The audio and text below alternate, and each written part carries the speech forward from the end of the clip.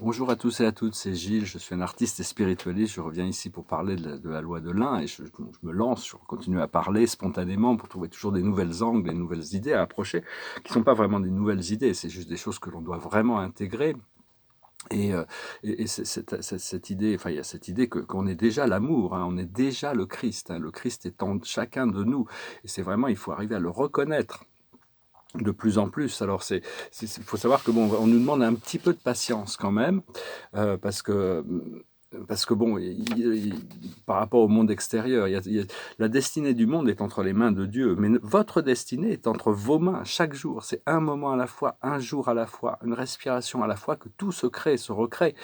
Donc c'est vraiment, il y a vraiment bon, beaucoup de reconnaissance, hein, de tout l'univers est reconnaissant de ce qu'on fait ici sur cette planète, parce qu'on a réussi à maintenir notre lumière, notre force, notre lumière intérieure en face d'énormes challenges du monde, du contraste du monde, hein, et sans aucun soutien du monde extérieur. Donc c'était vraiment très très dur, hein. Savoir que bientôt tous les voiles vont tomber, les uns après les autres, hein. Les voiles vont tomber, tomber, tomber.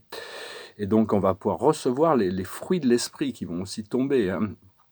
Et donc on va pouvoir se rattraper un petit peu de tout ce temps perdu. On a l'impression que c'est du temps perdu, mais c'est du travail intérieur qu'on avait besoin de faire. Notre Créateur nous a donné ce temps, notre présence je suis, nous a donné ce temps, la présence collective, qui est un ministre en essence. C'est plutôt l'âme qui dirige tout ça, mais enfin c'est l'égaliseur.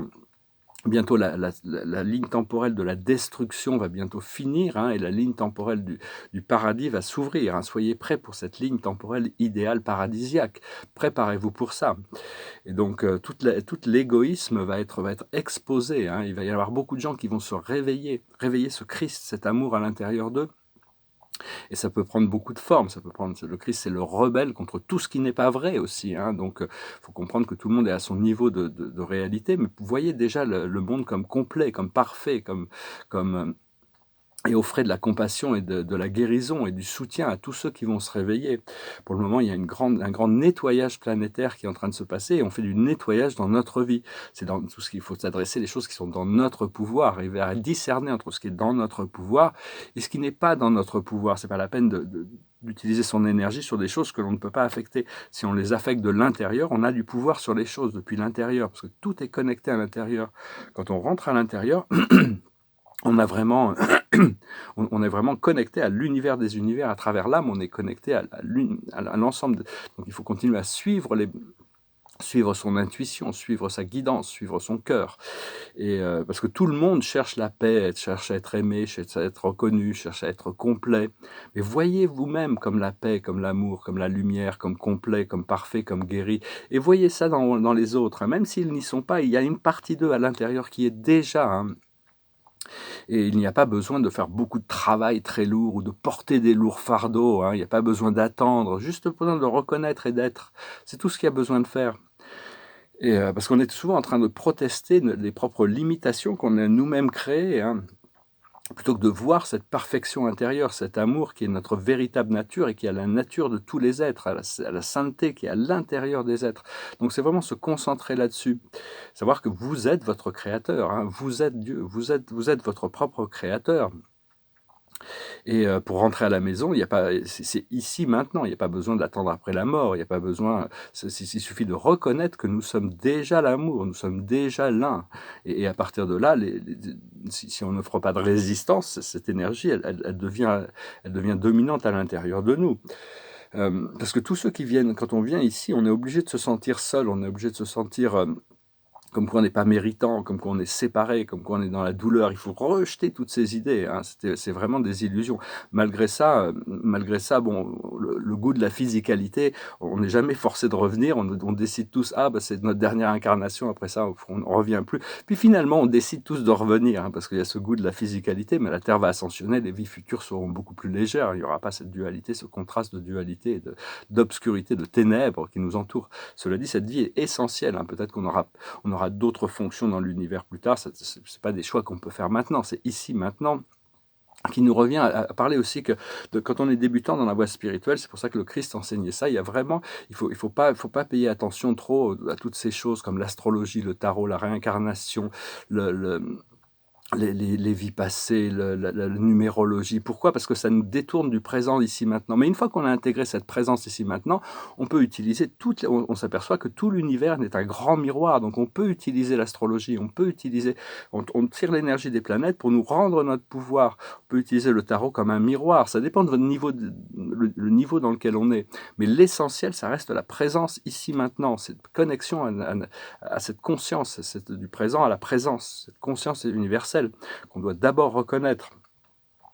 Et donc oui, il faut reconnaître que nous sommes le Christ, mais on n'a pas besoin de le faire 10 000 fois. Une fois, ça suffit. Hein, une fois, c'est juste une respiration, ça suffit pour nous ramener dans cette divinité.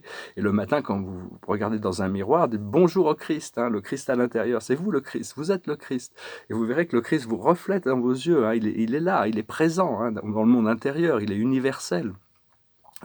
Le Christ, c'est bien au-delà de la présence de Joshua, hein, celui qui est connu comme Joshua ben Joseph, le charpentier qui est venu, qui est mort sur la croix.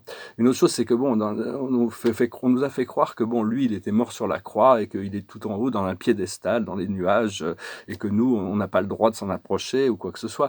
Et vous invoquez le Christ, vous dites, peut-être que Dieu va m'envoyer en enfer pour faire ça, alors que bon, vous pouvez le faire, vous verrez que Dieu n'est pas du tout contre cette idée. Il n'y a aucun... Tout ça, c'était des illusions politiques qui ont été associées à des enseignements faux. Et donc, vous reconnaissez ce pouvoir, le pouvoir de sourire. Hein. Sourire, ça peut apporter beaucoup de bien-être, le pouvoir de l'amour, savoir que vous êtes le pouvoir, vous êtes le pouvoir lui-même, hein, le pouvoir de l'amour et de la sagesse, ça donne un pouvoir. Vous êtes le pouvoir dans toutes les choses, le pouvoir dans les montagnes, dans les arbres, dans les rivières, dans l'océan, dans la terre, dans le soleil, dans les étoiles. Ce pouvoir, c'est vous. Hein. Vous êtes ce pouvoir. Cette unipolarité, cette réalité de l'existence elle-même, ça nous ramène à nos pouvoirs de savoir que tout est inclus dans ce pouvoir de l'un. Et donc, ne doutez pas de votre pouvoir. Hein. Le simple fait d'être ici physiquement présent dans un corps physique, c'est la preuve de notre pouvoir. Si on n'avait pas ce pouvoir, on ne pourrait jamais manifester cet énorme véhicule biologique que l'on porte avec nous.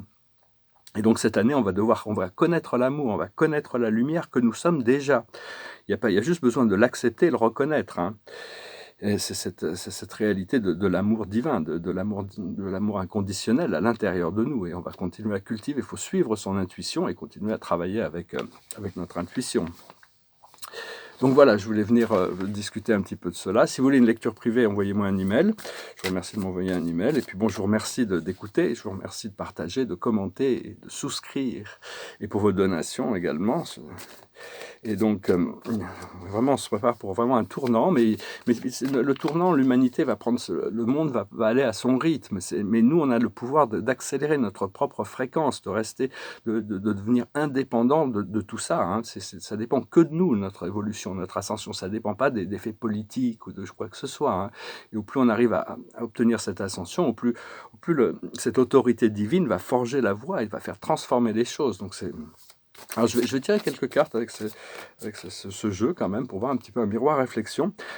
D'abord de manière générale, après de manière professionnelle et après de manière sentimentale pour pouvoir un petit peu adresser ces trois aspects de la vie qui sont quand même assez importants. D'abord au point de vue personnel, spirituel qui englobe un peu tout est connecté dans un sens. Hein. La plus haute sagesse, c'est la nouvelle vie. Je vous laisserai les interpréter. C'est assez clair, c'est assez simple. Ce qu'il faut comprendre, c'est le pouvoir supérieur, comment travailler avec cette présence je suis, avec nos guides, avec notre âme, avec toutes ces forces invisibles de l'univers, être co-créateur. Ce qu'il faut faire, c'est le penseur. Il faut continuer à utiliser, élever sa pensée, continuer toujours à élever sa pensée, faire du ménage dans nos pensées. Et l'aboutissant, ça va être un être équitable, ça va être d'être juste, d'être droit, d'être transparent, d'être harmonisé.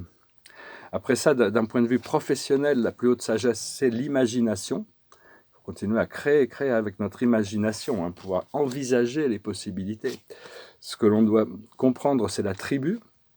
C'est-à-dire on doit commencer à demander à pouvoir travailler avec des gens qui sont dans la même vibration que nous, pour que le travail devienne plaisant, que ce soit un groupe dynamique de fluide, pour que les choses se manifestent et les choses se passent bien et agréablement. Créer un lieu de travail qui est un lieu de joie et créatif. Ce que l'on doit faire, c'est pas pour nous. C'est-à-dire que bon, tout ce qui n'est pas pour nous est pas pour nous. Si on doit attendre un petit peu, on doit attendre un petit peu. On se prépare. Hein. Et l'aboutissant, c'est la paix. À travers toutes ces réalités professionnelles, on va pouvoir trouver un équilibre, une paix, parce que c'est important de travailler sur cette logistique où on peut trouver cette paix d'esprit qui nous permet justement de pouvoir se sentir bien et créatif. Et maintenant, d'un point de vue sentimental, la plus haute sagesse, c'est TikTok, c'est-à-dire trouver ce moment d'éternité. Dans l'éternité, on est tous un, on est tous connectés, on a une guidance parfaite sur la valeur des relations relatives dans le monde énergétique, à travers l'âme, à travers le cœur. Donc, et notre âme sait, il y a des relations intimes et sentimentales qu'il faut laisser Dieu nous guider, et notre ange gardien nous guider avec ça, parce que les mariages arrangés par Dieu, ils fonctionnent mieux que ceux qui sont arrangés par l'ego, généralement. Enfin, les mariages, les relations intimes, disons, les couples. Ce que l'on doit comprendre, c'est tourner en rond. Hein. Tant que c'est pas le moment, il y a d'abord des choses à se faire avant que ça se passe. Hein. Donc, en attendant, on risque de tourner un petit peu en rond, mais il faut continuer à cultiver notre lumière intérieure. Ce que l'on doit faire, c'est la co-création. C'est-à-dire, il faut quand même participer, il faut être co-créateur, il faut vraiment notre coopération avec toutes ces forces invisibles. Hein. On a quand même beaucoup de pouvoir sur la manière dont les choses sont gérées. Et l'aboutissant, c'est entre les mondes. C'est-à-dire, on ne peut pas encore avoir une claire vision de ces choses, de cette réalité qui est en train de se former. On est vraiment dans une zone tampon et on est vraiment entre deux mondes encore. Hein.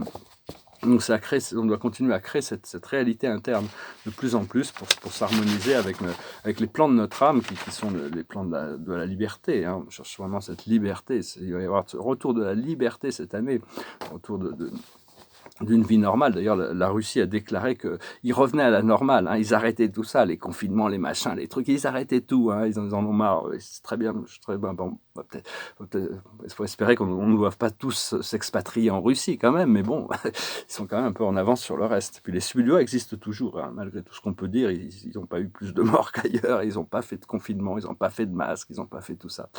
Ils ont résisté à toute cette tyrannie.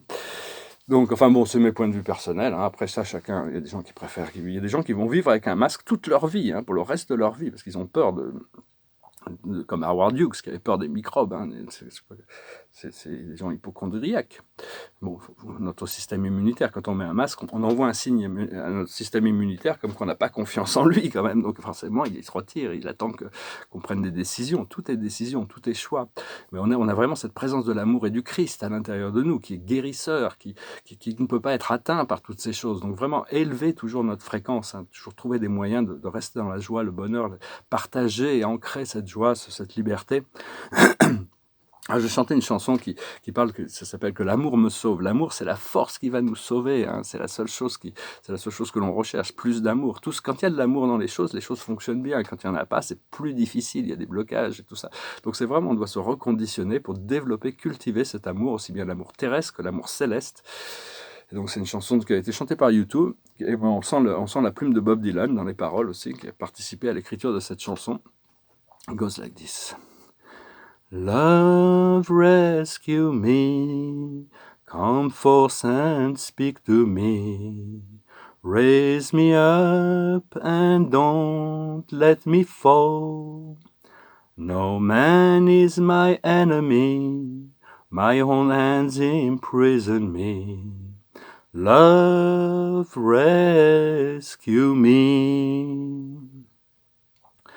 Many strangers I have met on the road to my regret. Many lost too sick to find themselves in me.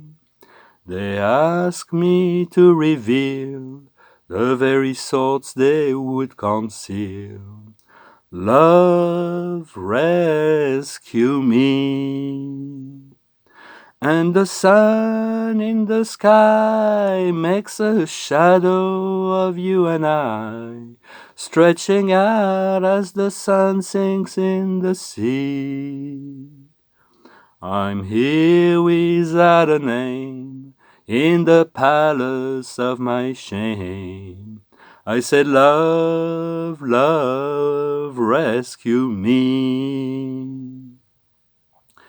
In the cold mirror of a glass, I see my reflection pass, See the dark shades of what I used to be.